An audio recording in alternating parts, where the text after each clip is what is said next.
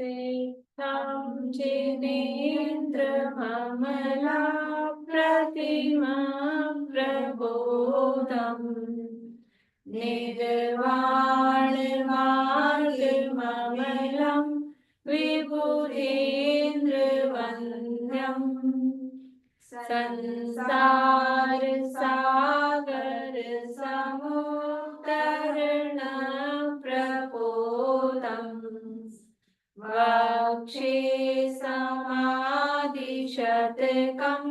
प्रणिपत्य वीरम् येनात्मा बुध्यतात्मेव परत्वेनैव चापरम् अक्षयानन्दबोधाय तस्मै सिद्धात्मने नमः। जयन्ति यस्या वदतोऽपि भारती विभूतयस्तीर्थकृतोऽप्यनीहितु शिवाय धात्रे सुगताय विष्णवे जिनाय तस्मै सकलात्मने नमः। सकल विभाग अभाव कर किया आत्म कल्याण परमानंद सुबोधमय नमो सिद्ध भगवान।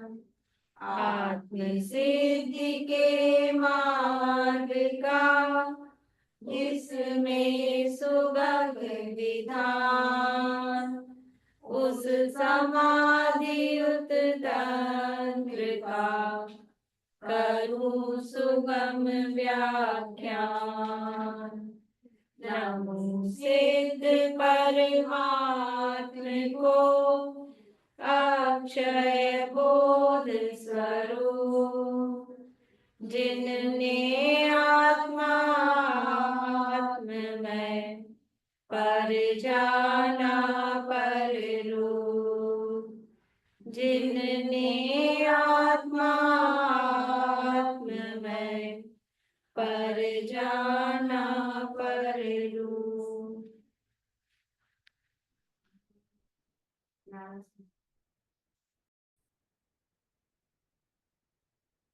समाधि तंत्र नामक ये ग्रंथ है आचार्य पूज्यपाद स्वामी द्वारा रचित।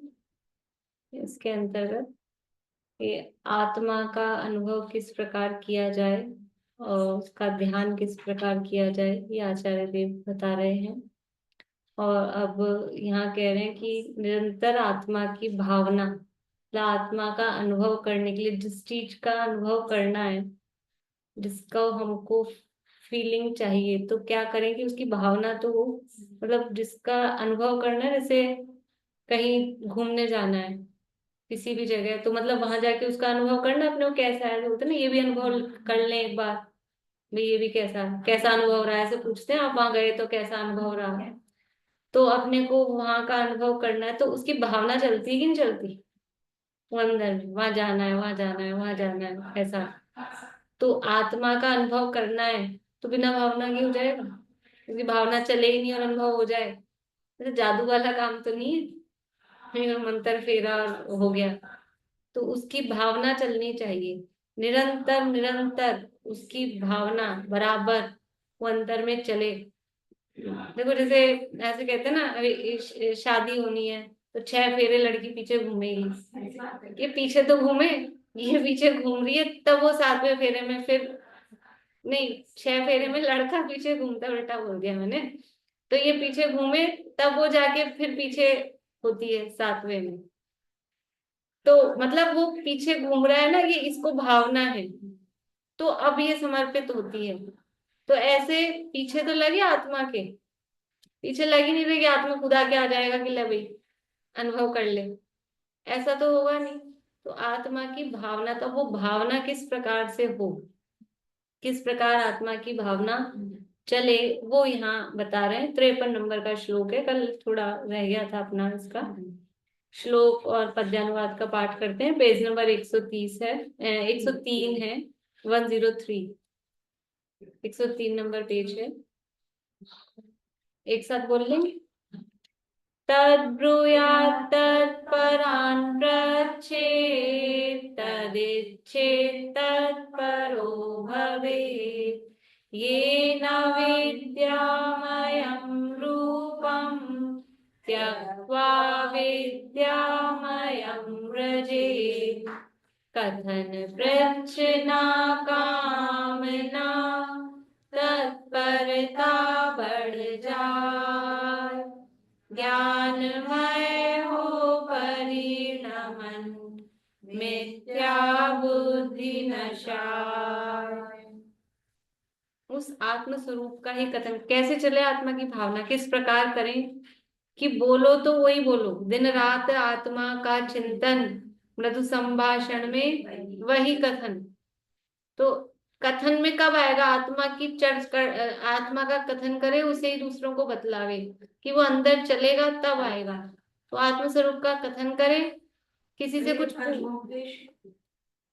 धर्मोपदेश नहीं तो सामान्य चर्चा भी हो सकती है ना, भी चर्चा बात करें तो कि आत्मा कैसा होगा, क्या होगा, ये गुण है वो गुण, जो भी जिस भी तरह की जो भी बातें हैं, ऐसे शेर में से निकल के जाता हाँ ऐसा उस तरह से। तो उसका कथन करे, उसे दूसरों को बतलावे। और आज जैसे गुरुदेव के प्रवचन में आ रहा था, निशा आंटी सुना आपने आज का? सुना, सुनते ही आप तो सुबह ही कि एक पर्याय में चार चार काम एक साथ हो रहे थे। भाव आश्रव भी, भाव बंध भी, भाव संवर संवर भी और निर्जरा भी। साधक दशा में सारे काम चल रहे हैं, आश्रव भी है, संवर भी है, बंध भी है, निर्जरा भी है। मतलब ऐसा। तो अब जैसे ये बात आई, तो ये बात क्या, आज ये विशेष बात, मतलब ऐसा बताते हैं गुरुदेव के समय में वहां सोनगढ़ में कोई दूसरी बात नहीं होती थी। प्रवचन हुआ नहीं कि बाहर जाके ऐसे ग्रुप बन जाते थे। प्रवचन में आज क्या है, ये विशेष बात है, ये विशेष बात आई। और अपने तब क्या होता है, बाहर निकलते ही अंदर क्या सुन के आए थे बिल्कुल ही वॉश हो जाता है, ब्रेन वॉश एकदम साफ कर देते हैं और कुछ ही बातें चलती है पता नहीं। तो ये है, उसका कथन करे। और पूछना हो किसी से, देखो खुद को बोलना हो, खुद को कुछ बताना हो तो आत्मा को बताए, खुद को कुछ पूछना हो तो आत्मा के बारे में ही पूछे। और तद इच्छेद, उस आत्म स्वरूप की इच्छा करे, उसकी प्राप्ति को अपना इष्ट बनाए। और तत्परः भवे, उसमें ही उत्साहित हो, तत्पर हो, उसी में आदर पूर्वक उसका सम्मान करे, आदर बढ़ावे। इससे क्या होगा कि ये अज्ञान में बहिरात्म रूप छूट कर ज्ञान में परमात्मा स्वरूप की प्राप्ति होगी। ये यहाँ कहा था। बोलिए आशा आंटी। आश्रव बंद, आश्रव बंद तो एक साथ समझ में आई, चारों एक साथ कैसे? आश्रव बंद संवर निर्जरा एक साथ? देखो आश्रम तो जितनी, आश्रव बंद तो समझ में चारों एक साथ कैसे हैं, एक ही पर्याय में। मोक्ष मार्ग की जो एक ही मोक्ष मार्ग मतलब साधक दशा जो है, एक ही पर्याय में चार चीजें कैसे है कि सम्यक दृष्टि हो गया तो बंध विच्छित्ति हो गई 41 प्रकृतियों की, तो ये संवर हो गया। और निरंतर शुद्धि में वृद्धि होती है, शुद्धि की वृद्धि का नाम निर्जरा है। तो संवर भी हुआ, निर्जरा भी हुई। और 41 का संवर हुआ है, बाकी की 77 प्रकृतियां, उनका आश्रम चालू है। वो उनका उसका आश्रम है मोरादेश भाव भी, तीन कषायजन्य वो हो रहे हैं। तो आश्रव भी है और उस मोहराद्वेष भावों में रुकता है। भावाश्रम किसे कहते हैं, बिलाहा भी। भावाश्रम किसे कहते हैं, भावबंद, सॉरी भावाश्रम नहीं, भावबंद। मोह राग दे आश्रव का रुक जाना, मोह राग द्वेष आदि भावों में जीव का रुक जाना, वो भावों की कंटिन्यूटी, वो भाव बंद है। तो भाव चलते रहते हैं। वो जो मोह राग द्वेष जन्य भाव हैं, जो तीन कषाय जन्य भाव है, वो भाव चलते रहते हैं कि नहीं? तो भाव बंद भी है, भाव आश्रव भी है, भाव संवर भी है, शुद्धि तो है ही, संवर हुआ है, और शुद्धि की वृद्धि भी होती है, तो निजरा भी है। एक पर्याय में चारों हैं। आप सुन लेना आज का गुरुदेव का प्रवचन। गुरुदेव का प्रवचन आता है गर्ज तो गायक, मतलब यूट्यूब पे आपको सुनना हो, टीवी में तो आता ही है सुबह। टीवी में कौन से चैनल पे आता है आंटी? जिन मेरे को पता नहीं, मैं यूट्यूब पे ही हर सुनती हूँ। देश में होते हैं अरिहंत जैसे। अरिहंत पे। अरिहंत आर्यन अरिहंत। का नाम चेंज हो गया आजकल।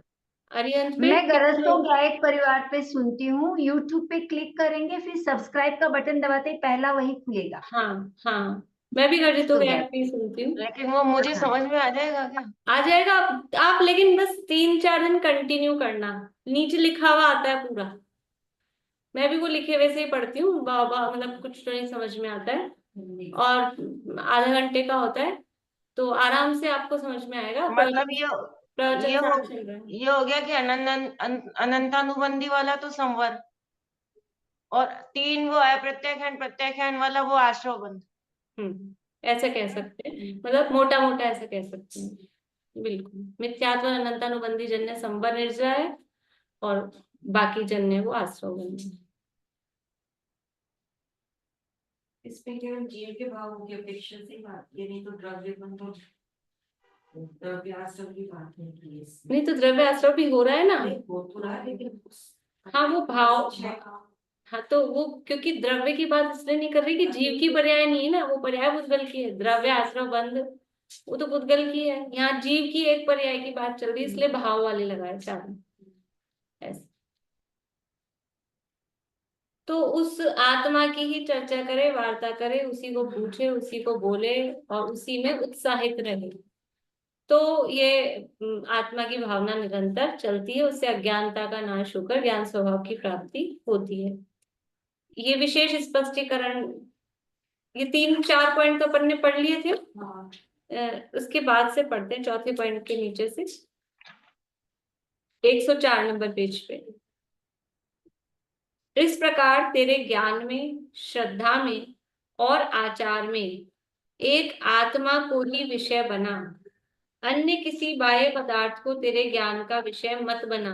तो अन्य किसी पदार्थ को ज्ञान का विषय मत बना, तो कुछ भी नहीं देखे और चीजें नहीं देखे हम, क्या करें? ये कह रहे हैं अन्य किसी पदार्थ को ज्ञान का विषय मत बना, आंख बंद करके बैठे रहे। ये ज्ञान का विषय का मतलब है कि उन्हें मुख्य मत कर। वस्तुएं तो सब दिखेंगी और सब होंगी भी, और काम भी होंगे, बातें दूसरी बात नहीं करें, फिर हम बस आत्मा की बात करें।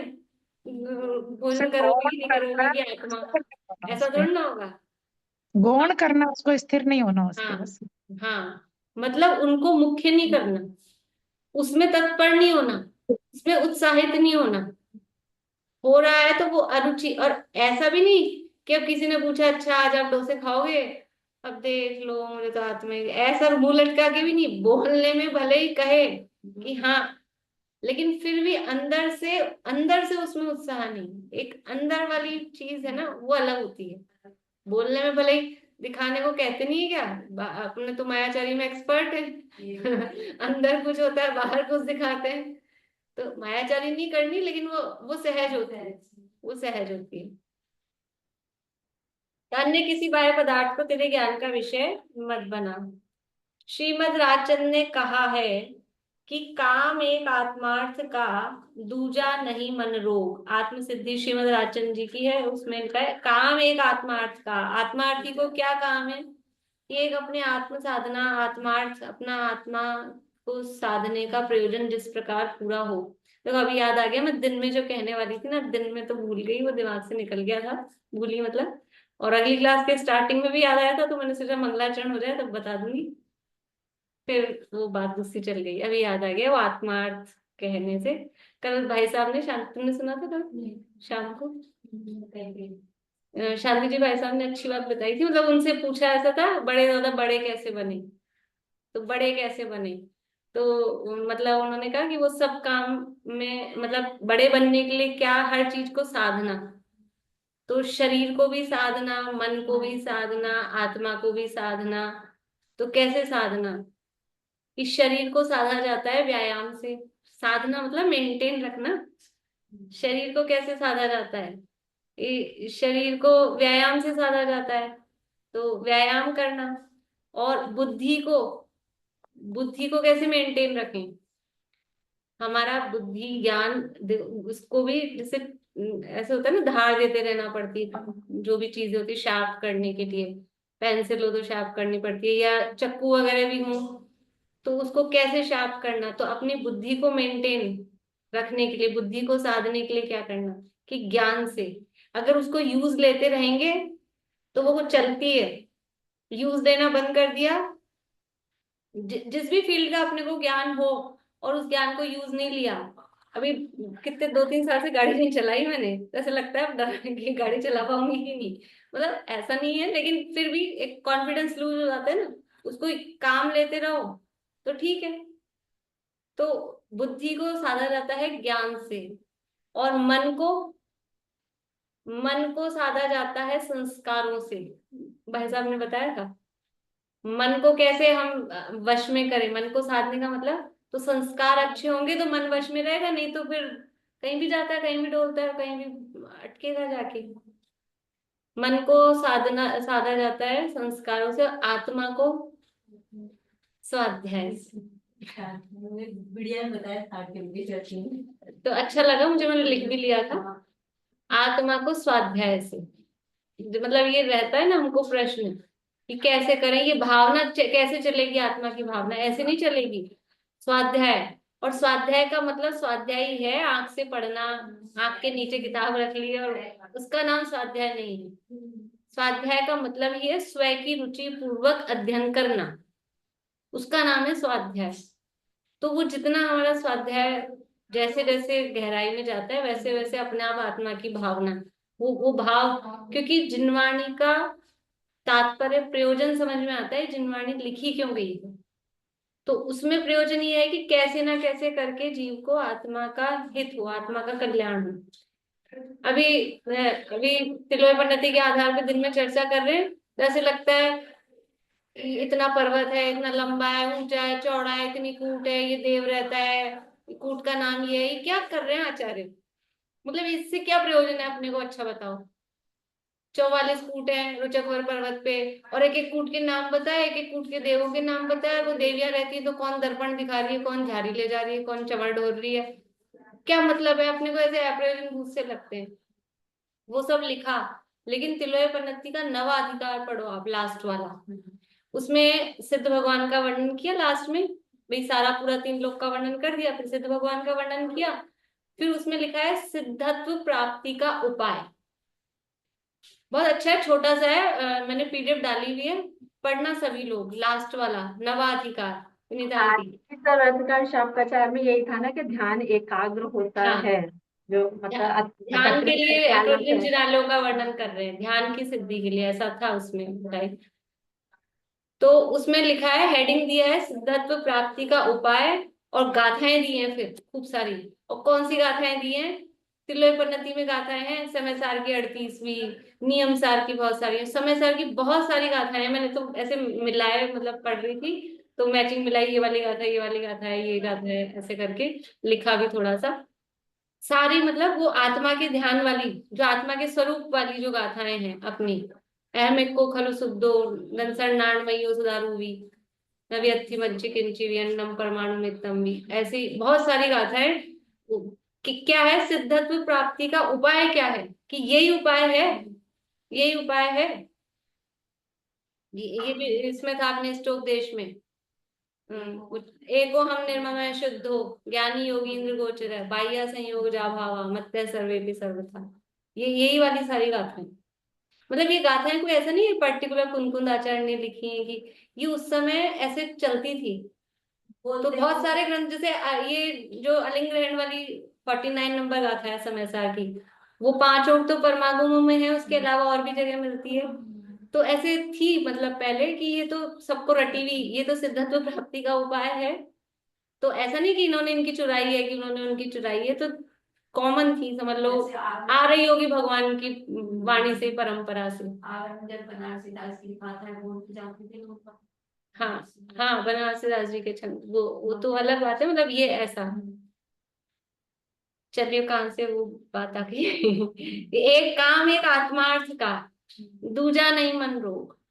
एक ही काम आत्मार्थी कहते ही, उसको आत्मार्थी किसे कहेंगे, कि जिसको एक ही काम है, जैसे संजीव जी बहुत बार आज ही के प्रवचन में उनके में आ रहा था, उनका भी यही चल रहा है।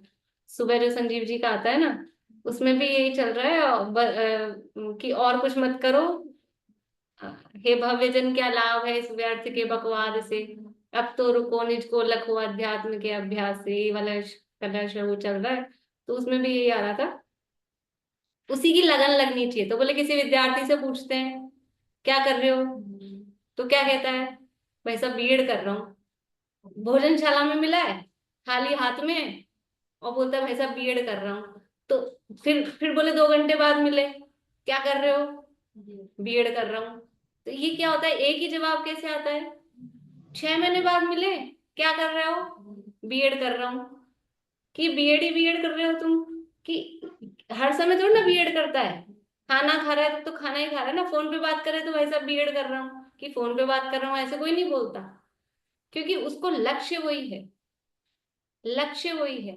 तो आत्मार्थी का भी लक्ष्य क्या है, लक्ष्य आत्मा है। तो उसी की बात, उसी कोई पूछे कि क्या, तो वो आत्मा ही आएगा। जैसे उसके मुंह से बीएड ही आता है, बीएड कर रहा हूँ, तो वही लक्ष्य है। ऐसे आत्मार्थी किसे कहते हैं, ये काम एक आत्मार्थ का, दूजा नहीं मन रोग। आत्मा ही एक प्रयोजनभूत वस्तु है, उसकी ही प्राप्ति करने योग्य है। उसके सिवाय अन्य पदार्थों का विचार मन के रोग के समान है। और कोई बातों का जो विचार है वो मन का रोग है, मतलब मन में जो दूसरे विचार आ रहे हैं वो सब बीमारी है, रोग है, परेशान। रोग का मतलब क्या, तकलीफ देने वाला है, जो तकलीफ दे उसको रोग कहते हैं। तो और जो दूसरे विचार हैं वो तकलीफ देने वाले हैं, और आत्मा संबंधी विचार है वो निरोगता है, वो सुख आनंद प्रदान करने वाला। इस प्रकार समझकर धगश और उत्साह पूर्वक यदि तू आत्म भावना करेगा तो अविद्या का, अज्ञानता का नाश होगा और आत्म स्वरूप की प्राप्ति होगी। धगस मतलब लगन, ये गुजराती में धगस बोलते हैं। लगन पूर्वक, उत्साह पूर्वक आत्मा की भावना करेगा तो अविद्या का नाश होगा और आत्म स्वरूप की प्राप्ति होगी। इष्टोपदेश श्लोक 49 में कहा है कि अविद्याभिदुरं ज्योतिः परं ज्ञानमयं महत्, तद्द्रष्टव्यं तदेष्टव्यं तद्द्रष्टव्यं मुमुक्षुभिः। आचार्य तो एक ही है, दोनों ही ग्रंथ पूज्यपाद आचार्य के हैं। तो वही भावना उनको चल रही होगी, पहले थोड़ा लिखा होगा, फिर लगा होगा कि नहीं और लिखूं। जैसे दादा के है ना ये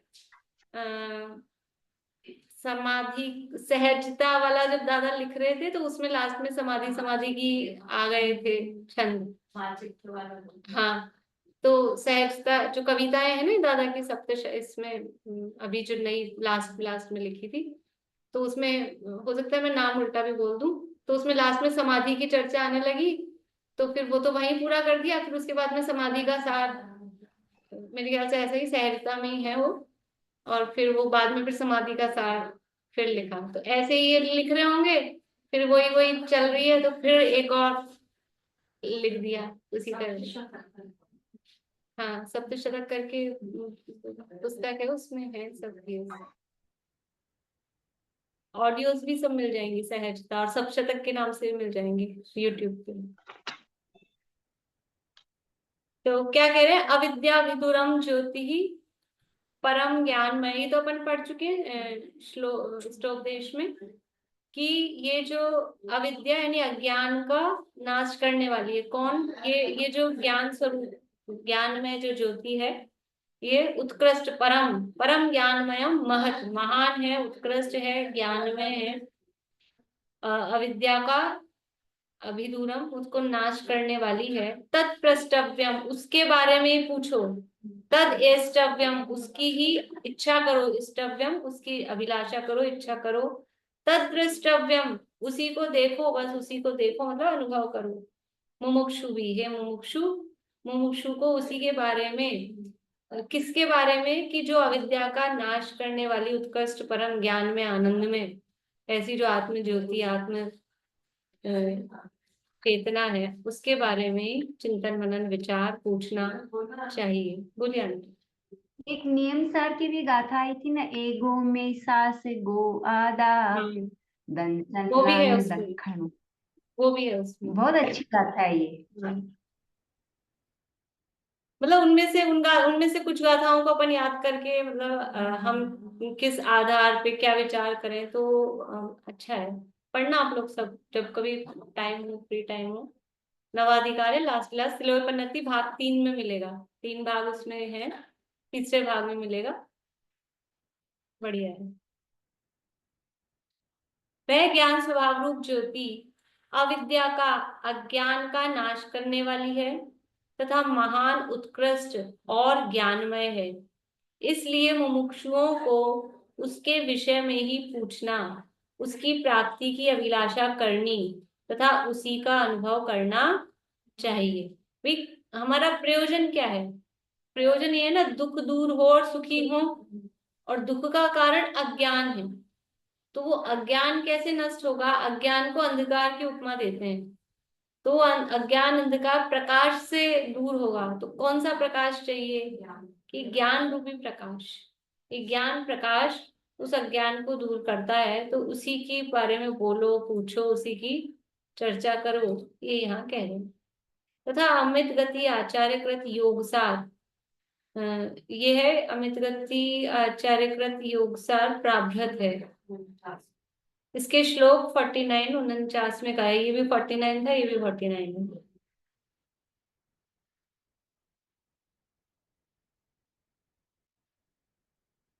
अध्यस्ते अध्येस्तव्यं स्थिमित मनसा ध्येयमाराधनीयम्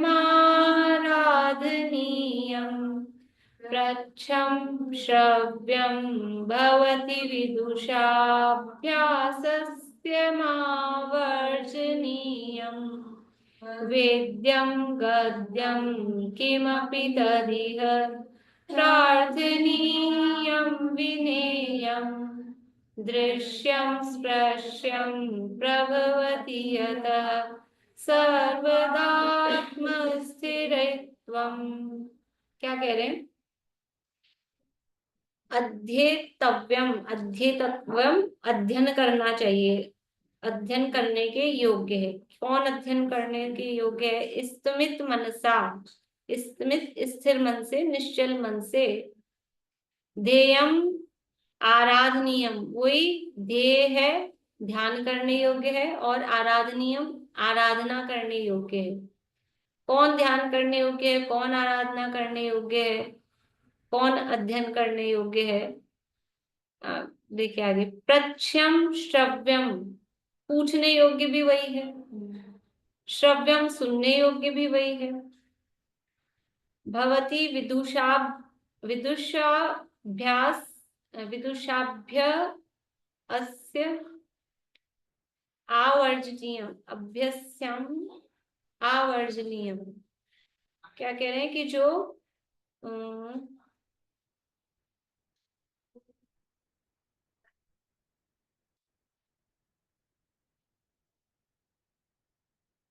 आराधने योग्य, पूछने योग्य, सुनने योग्य, अभ्यास करने योग्य, उपार्जन करने योग्य। इसका अर्थ विदुषाभ्य, तो अभ्यास करने विदुषियों योग्य। के लिए, जो विदुषी लोग होते हैं उनके उपास्य करने योग्य, और यही दिया है ना, उपार्जन करने योग्य यही। हाँ हाँ, मतलब उसी को उपार्जन करना, मतलब कमाना क्या है?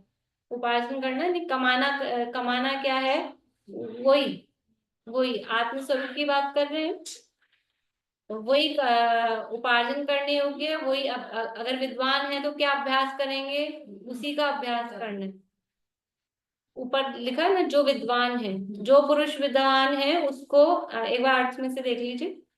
जो पुरुष विद्वान है उसको उस आत्म पदार्थ का निश्चल मन से अध्ययन करना योग्य है।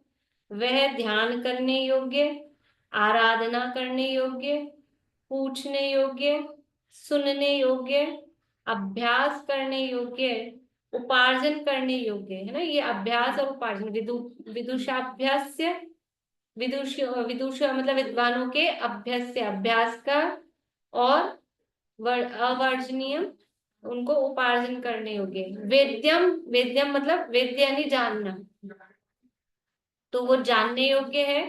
गद्यम कहने गाने, कहने योग्य, गाने योग्य, गद्यम। किमपि तदीय किसी भी प्रकार से वो ही। प्रार्थनीयम वही प्रार्थना करने योग्य है, किसी की प्रार्थना करनी हो किसी के लिए तो किसकी प्रार्थना करें कि आत्मस्वरूप की ही। विनेयम, विनेयम की शिक्षा देनी है, अगर विनय बोलते हैं शिष्य को, तो शिक्षा देनी है तो किसको दें कि आत्मा, उसी को। दृश्यम देखने योग्य, हाँ हाँ। स्पर्शम स्पर्श करने योग्य। प्रभवती यतः सर्वदात्म स्थिरत्वम, क्योंकि वैसा करने से, यतः यानी क्योंकि, वैसा करने से सर्वदा हमेशा आत्मा स्थिरपने को प्राप्त होता है। जो पुरुष विद्वान है उसको उस आत्म पदार्थ का निश्चल मन से अध्ययन करना योग्य है। वह ध्यान करने योग्य, आराधना करने योग्य, पूछने योग्य, सुनने योग्य, अभ्यास करने योग्य, उपार्जन करने योग्य, जानने योग्य, कहने योग्य, प्रार्थना योग्य, शिक्षा योग्य, देखने योग्य और स्पर्शने योग्य है, क्योंकि वैसा करने से आत्मा सदा स्थिर पने को प्राप्त होता है। देखो दादा का जो उदाहरण वो है ना, चलता है पूरा बच्चे वाला। मेले में बच्चा घूम गया, अपन बोलते हैं बच्चा हो गया, वो बच्चा कहता है मेरी माँ खो गई। वो जो सुना है सबने, सबका सुना हुआ है। तो उस बच्चे से कुछ भी पूछो, उससे पूछो तेरा नाम क्या है, मम्मी। मम्मी का नाम क्या है, मम्मी। कुछ खाएगा, मम्मी। कुछ पिएगा, मम्मी। एक ही है उसको, कहने योग्य, सुनने योग्य, खाने योग्य, गाने योग्य, रोने योग्य, रोएगा भी तो मम्मी। मतलब क्या है, ऐसे ही वो बोलते हैं आत्मा, अपनी भी तो माँ है ना ये। तो बस वही कहने योग्य, वही सुनने योग्य, वही ध्यान योग्य है, वही स्पर्शने योग्य है, टच करना है, वही सूंघने योग्य है, वही चखने योग्य है, वही देखने योग्य है, वही सुनने योग्य है। पांचों इंद्रियों के जो विषय हैं, और मन के द्वारा स्मरण, मतलब जो भी करना है कि साहब आत्मा में तो स्पर्श रसगंध वर्ण है ही नहीं, स्पर्श कैसे, कि उसका तत्व का स्पर्श, ये ऐसे वाला पौद्गलिक स्पर्श नहीं, ये अंदर फीलिंग वाला स्पर्श, उसका स्पर्श हो। वो होता है कि नहीं, शब्द छू जाते हैं कि नहीं, अंदर लग गए, इनके शब्द लग गए, तो शब्द अंदर जाके लगते हैं क्या? तो जब ये लगते हैं तो ऐसे ही वो आत्मा का, उस आत्म तत्व का, स्वरूप का वो स्पर्श करने योग्य। बोलिए आशा आंटी। ये वर्जनीयम नहीं है, आवर्जनीयम है, तो मेरे को भी उसका प्रॉपर वैसा नहीं आ रहा, पर नीचे जो दिया है ना, अब उपार्जन करने योग्य दिया है उसका। बोलिए आशा आंटी। ये जो सब समझाया जा रहा है, ये अविरत सम्यक दृष्टि को लेके समझाया जा रहा है, या किसको लेके बताया जा रहा है कि ये ध्यान में रखना ये सब चीजें? अविरत सम्यक दृष्टि या फिर शायिक संयम, कौन सा सम्यक दृष्टि के लिए बताया जा कोई सा भी हो, रहा है? क्योंकि इसमें व्रतों का तो कोई रोल ही नहीं बताया। व्रतों का कोई मतलब ही नहीं। नहीं तो ये तो सामान्य से सम्यक दृष्टि की बात कर रहे हैं। वो व्रती हो, बिना व्रती हो, अव्रती हो, उससे कोई फर्क नहीं पड़ता। नहीं तो जो व्रती नहीं है वो हर समय तो इस चीज में नहीं रख सकता ना।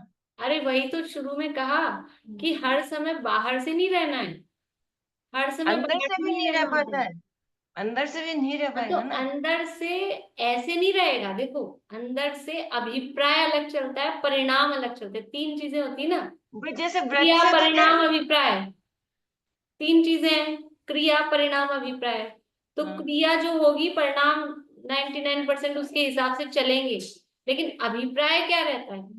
तो ये अभिप्राय की बात, जैसे अभी उदाहरण दिया ना, वो बीएड कर रहा हूँ, बीएड कर रहा हूँ, क्रिया चल रही है भोजन की, परिणाम भी भोजन के आएंगे ना। ये अब थाली में रोटी खत्म हो गई, सब्जी खत्म हो गई, कि ये चाहिए वो चाहिए, तो वो परिणाम भी वैसे चलेंगे। लेकिन अभिप्राय में क्या है, मेरे को ये एग्जाम पास करना है, ये क्लियर करना है, वो अभिप्राय में वो चलता है। तो ये अभिप्राय की बात चल रही है कि अभिप्राय में उसके वही वही चलता है, तो उसको वही दिखता है। बाकी सारे काम करते हुए भी नजर कहाँ रहती है, नजर में वही दिखता है, वही चलता है। तो फिर ये जो अनुव्रत और महाव्रत, इनका क्या रोल है फिर उसमें स्थिरता करने के लिए?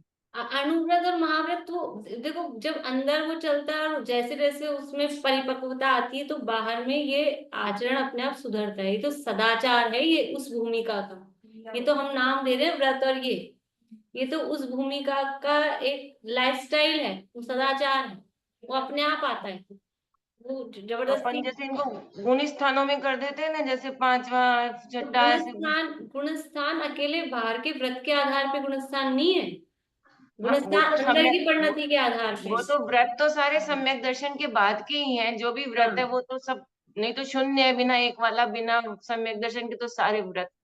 लेकिन जो ये इतनी सारी चीजें बताई, इसमें व्रत का कोई रोल नहीं आया कि हाँ, अनुव्रत या अभी अभी महाव्रत। इसमें व्रत का कोई रोल नहीं है, लेकिन जिसको ऐसी होती है ये भावना लग रही है और ये कंटिन्यू चल रहा है, तो व्रत उसके जीवन में आते हैं, फिर आगे बढ़ने के लिए वो व्रत आते हैं। अभी तो ये इनिशियल स्टेज की बात करें ना, अभी तो ऑटोमेटिक अंत। आते हैं, संकल्पित नहीं लेना संकल्पित नहीं हाँ, होता है। संकल्पित होता है, वो संकल्प भी ऑटोमेटिक आता है। पर ऐसा नहीं कि बस हम तो व्रत ले लें, व्रत ले लें, अंदर जैसे भूमिका बढ़ती है तो वो अपने आप त्याग होता है, और तत्व समझ में आता है ना, तो अपने आप त्याग होता है। ऐसे आप किसी को कहते रहो, खुद भी सोचो, तो वो अंदर से नहीं होता, जबरदस्ती का होता है, तो वो सच्चा है भी नहीं। लेकिन जब बात चीज समझ में आती है अपने को, तो अपने आप ही बाहर की जो भी है वो अपने आप छूटता है। जब कोई देखो बस समय हो गया अपना, एक बात बोल के पूरा करते हैं। राजीव गांधी, इंदिरा गांधी जब तक थी, तो राजीव गांधी पायलट वायलट चल थे ना, वो चलाते थे, तो क्या पहनते होंगे, जो भी जीन्स वीन्स टी शर्ट, यही कपड़े पहनते होंगे ना। और जैसे ही पता लगा कि अब अपने को प्रधानमंत्री बनना है, और तो अपने आप पजामा कुर्ता और सफेद कपड़े अपने आप आगे की नहीं आगे। वो सोनिया गांधी इटली की क्या पहनती होंगी, और जब पता लगा यहाँ अपन राजनीति में है, राजनीतिक माहौल है, खादी की साड़ियां, अपने आप आ जाता है। जब समझ में आती है तो अपने आप आ जाती है। चलिए, इस तरह से सम्यक दर्शन के लिए पुरुषार्थ करना, बुद्धिपूर्वक, वो भी ये सब काम है। हाँ, देखो सम्यक दर्शन से, इसीलिए सम्यक दृष्टि में और उससे पहले वाले की बाहरी आचरण में, क्रियाकलापों में, वेशभूषा में कुछ अंतर नहीं दिखेगा। क्योंकि जो सम्यक दर्शन की प्राप्ति के लिए चाहिए, मतलब सम्यक दर्शन के बाद जो चाहिए, वो उससे पहले आएगा जीवन में, तभी तो वो प्राप्त होगा। इसलिए विचार भी वही चलते हैं। विचार भी दादा तो कितना कहते हैं कि जैसा जो ये रहस्यपूर्ण चिट्ठी में प्रवचन करते समय, कि जैसा आत्मा का स्वरूप शास्त्र से पढ़कर विकल्पात्मक ज्ञान में निर्णय किया है अभी सम्यक के सन्मुख ने, और फिर ये आत्मा का अनुभव हुआ, अब इसके बाद में ये जो अभी ज्ञान हुआ था और अभी अनुभव के बाद वाला ज्ञान है, एक रत्ती पाई का भी उसमें कोई बढ़ोतरी हो गई हो, कोई एक्स्ट्रा कुछ हो गया हो, कुछ नहीं होता है। बस एक अभी विकल्पात्मक में था, थ्योरेटिकल था, और अब एक उसको बिल्कुल प्रैक्टिकल जान लिया है, इतना ही अंतर है बस। और कोई ऐसा नहीं है कि कोई ज्ञान विशेष हो जाएगा, कि कुछ और नया कुछ हो जाएगा, ऐसा कुछ नहीं होता है। तो वो पूर्व भूमिका में भी आचरण भी वैसा होता है, अपने आप ही हो जाता है, क्योंकि भूमिका बनने लगी है ना, तो वो आचरण जब तक नहीं सुधरेगा तब तक फिर वो तत्व की प्राप्ति कैसे होगी। तो वो भूमिका में भी वो आचरण सुधरता है, और बाद में तो फिर है ही। ये भी पूरे टाइम आत्मा हाँ, भगवत का वो अपना बिल्कुल। चलिए, अभी समय हो गया। ये योग सार दो है कि दीदी, वो योगिंदु देव नहीं, का योगिंदु देव वाला योगसार है, और ये योगसार प्रावृत है, अमित गति आचार्य। प्रावृत है। हाँ, इसमें प्रावृत लिखा नहीं है, अच्छा, पर वो योगसार प्रावृत नाम से है। अच्छा समय सार जैसा ही ग्रंथ है, ये भी उसी तरह के अधिकार है उसमें भी। आपने वो कौन सा यूट्यूब चैनल बताया गुरुदेव के प्रवचन के लिए? गर्जितो गायक, गर्जितो गायक, वो डेली जो टीवी पे आता है, वो उस यूट्यूब चैनल पे आ जाता है, 1 घंटे, आधा घंटे 1 घंटे बाद ही सुबह। चलो।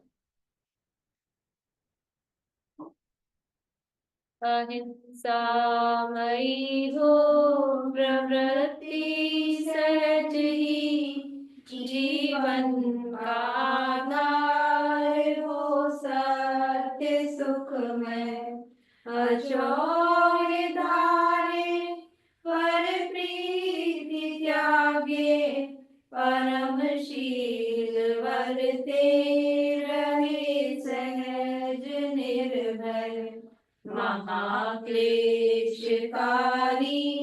है आरंभ परिग्रह, उसे छोड़ लग जाए निज साधना में, धुल जाए सब मेल समता की धारा से, बढ़ते ही जाए सुआराधना में, होवे जितेंद्रिय परम तृप्त निज में, एकाग्रता हो परम मग्नता हो, साक्षात साधन मुक्ति का सुख में, निर्दोष चारित्र जयवंत वर्ते, सर्वज्ञ शासन जयवंत वर्ते, निर्ग्रंथ शासन जयवंत वर्ते।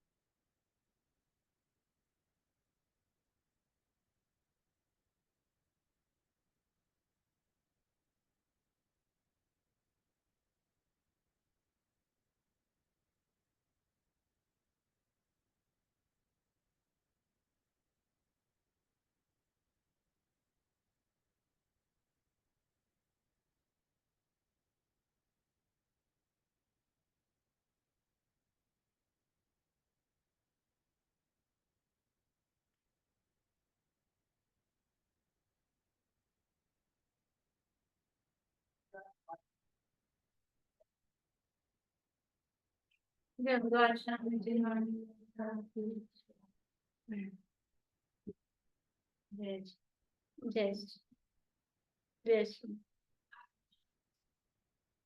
हमारी शाम को